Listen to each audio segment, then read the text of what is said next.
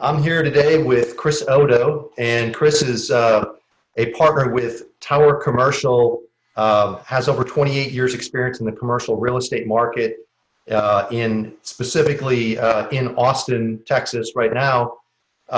Chris, thanks for joining us. Thanks for having me, Derek. Hey, Chris, there's obviously we're here we are in August of 2020. We're 5+ months into a pandemic, a very unusual time. And one of the topics that a lot of people are wondering about is commercial real estate. And of course, we've seen a lot of telecommuting trends and things that have impacted that. A lot of working remotely, tools like Slack or Zoom, right? Google Sheets have enabled that as well. And it seems like this pandemic has forced a lot of businesses to rethink their models and to be able to shift their businesses online. And so I'm excited to talk to you this morning and get your thoughts on, where are we? What's going on in the commercial real estate market?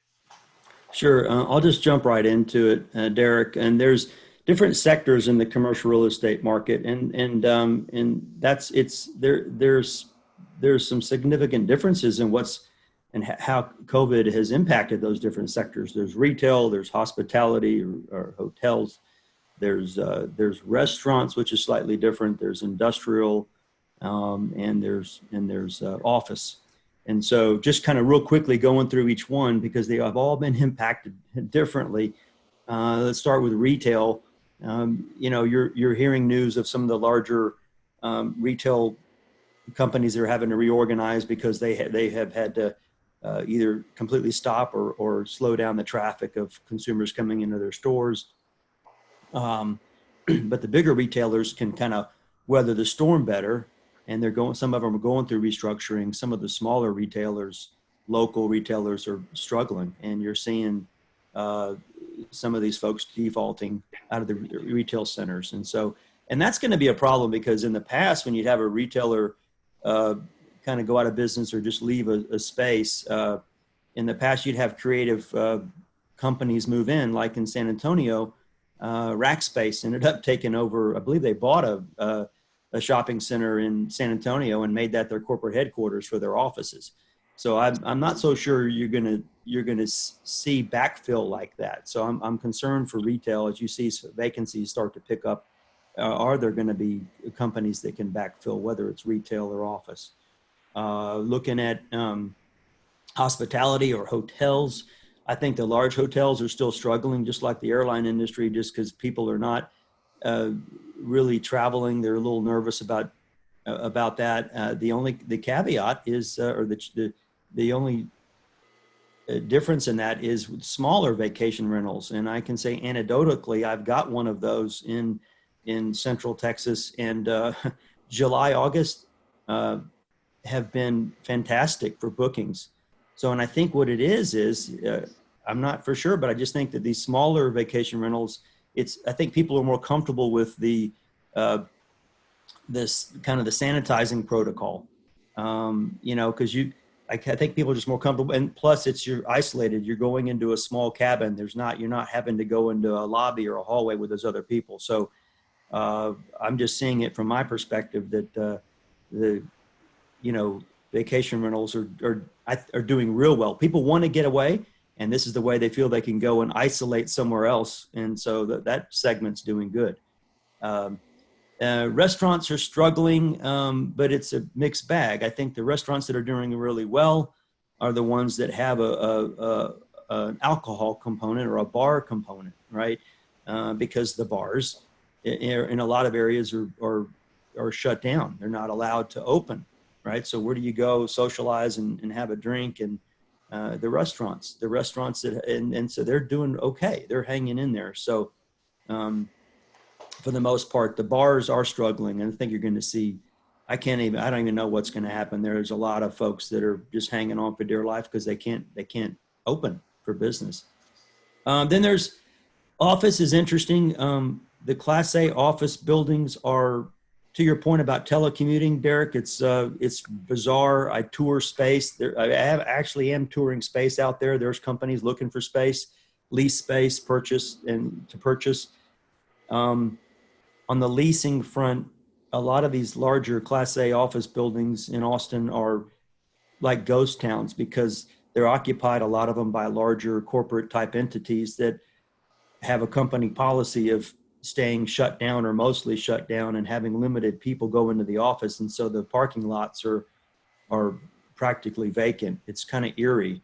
But in these Class A buildings, these companies have long-term leases. And so it's not like they can just walk away and leave a landlord stranded. And leases typically, they're not all expiring at the same time. So I think you're going to see a delayed reaction as leases start to expire on these larger buildings that these tenants have to decide, with this telecommuting going on, how well is it working? And I think for a lot of companies realizing it's working pretty good, but we still need people into the office. There's going to be and that's a struggle with these executives who these companies are talking about right now and trying to figure out is what does our physical office, what's that going to look like moving forward?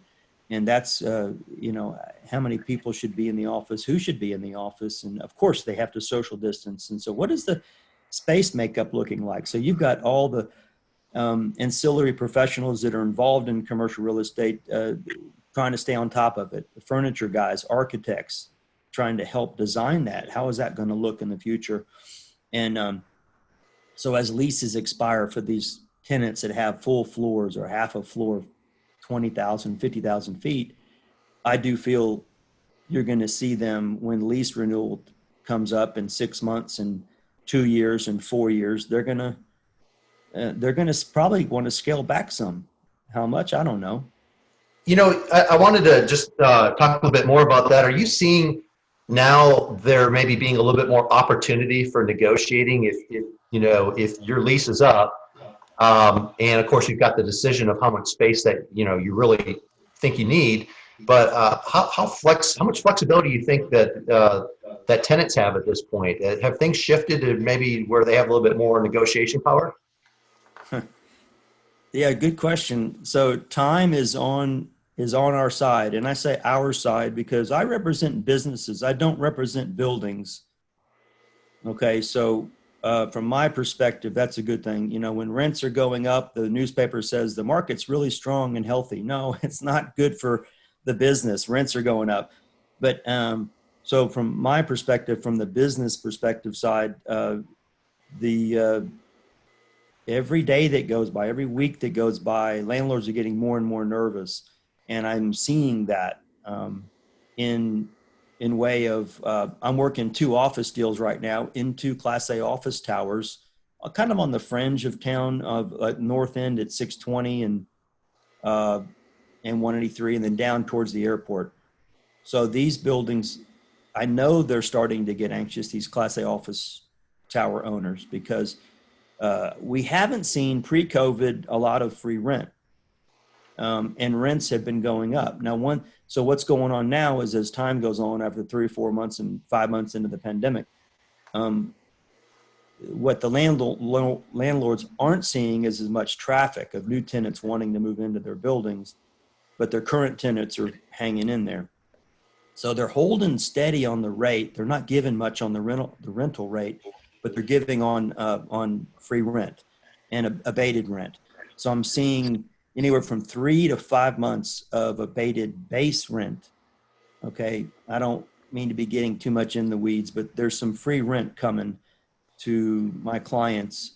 And I don't know how much more they'll give. I think they'll start to have to give on the rental rate as well. But right now they're holding steady on rental rates that they were quoting 5 months ago, because that's where the valuation of the building is. They don't want to give on that until they have to, if that makes sense. It does, and thanks for breaking that down for us a little bit more. One of the things that being in Austin, Texas, that's some exciting news is Tesla building an assembly plant in Austin. What are your thoughts on that move and how it might impact commercial real estate? Yeah, it's impacting it now. They're looking at, for those that don't know, the plant is going out on 130, just north of Coda. I think it's 4 miles north of Coda, and just north of also the airport. So I think it's either in the city of Austin or it's in the ETJ for sure, because the city of Austin is giving incentives, tax incentives. So is Del Valle ISD. They're giving some tax incentives, but they're looking to build a 4 to 5 million square foot plant, which is just huge. Employ 4 to 5 thousand employees with decent wages. Just to drill down a little bit, that site they bought was a Martin Marietta facility that was a gravel pit, and 2,100 acres. Part of it is along the Colorado River, which is in line with what Tesla's been doing. They find these locations where they can, kind of do an enhancement and have kind of an positive environmental impact, and have a nice venue for their facility with, you know, hiking trails, things like that. But yeah, so what the impact is, when Highway 130 was established, it created a big buzz, and there has been development along 130 up and down the corridor there of retail and residential. And then I think it's kind of it's still gone up, the demand on 130, but it kind of slowed down some. So Tesla moving out there is already hugely impactful, because one of my business partners has had a listing on some land out there for a while, for 3 or 4 years, and nothing's happened. And now with this Tesla announcement, they've had multiple offers from home builders to build residential neighborhoods. So it's hugely impactful.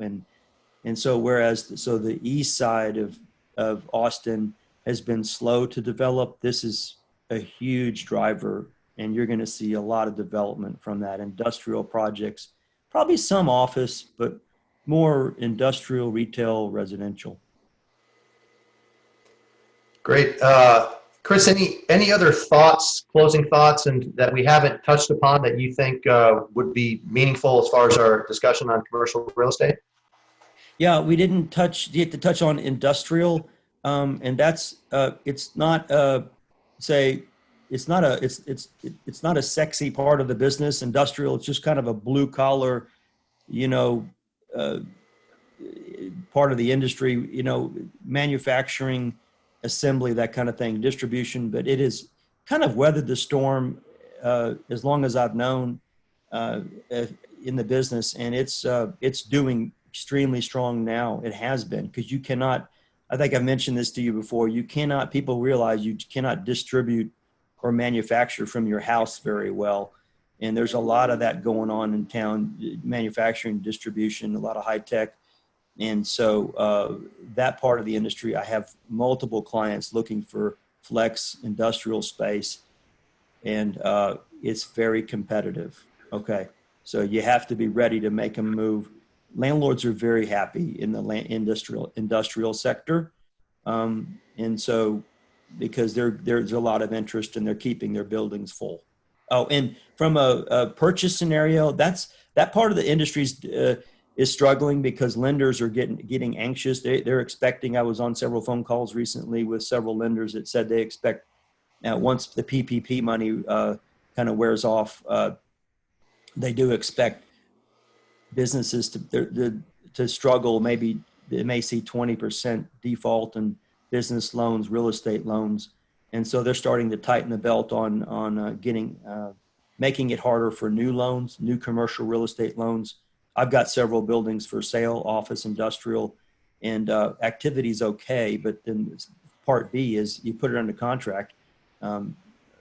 Good luck finding a lender that'll loan. There are some that will, but they're tightening their belts on new loans.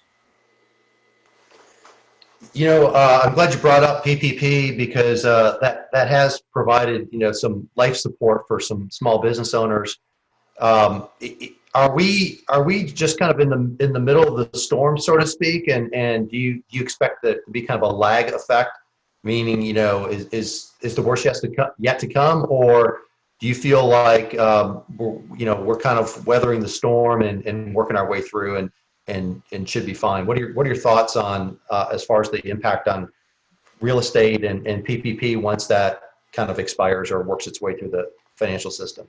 I think, Derek, I think we're weathering the storm. I don't think we'll see a major hit because I think things are kind of staggered. We have industrials doing strong. That's good. Um, you know, certain retail segments are doing okay. So an office, class B, class C, people tend to in a downtrending market, they'll trend down from class A to a class B building, right? Because it's cheaper, or class C building, it's cheaper. So they'll do that. Then when rents are down, they'll migrate back to the class A. So plus, I just heard some recent news, and this was from some Hayes County, in the Hayes County area, several smaller towns where the sales tax, believe it or not, for last month were higher than the same than last year's sales tax the same time, which I honestly don't quite get at all. But that's actually a very positive sign. So even though there's all this negative news out there daily, just pounding about how COVID is just destroying everything, it's not true. I don't see that in some of the signs I'm seeing, out there with activity and sales. I mean, people out there, they're buying stuff, and as long as that trend continues, and with the staggered effect of leases expiring at different times, and as long as the lending market doesn't completely freeze, but I think it's contracting a little bit, then I think it'll be more staggered and not just some massive drop. That's my hope. Well, Chris, I really appreciate your time and your thoughts on the commercial real estate market in Austin, Texas. How do people get a hold of you if they want to learn more about you and your services, looking for some help in that area? What's the best way to contact you? Well, my cell phone or my email, or go to my website. Go ahead and provide that for us if you don't mind. Yeah, so my cell is 512-736-5933, and my email is oddo@toweratx.com. Website is toweratx.com. Great. Well, thanks again, Chris. Really appreciate the time this morning. Thank you, Derek. I appreciate you.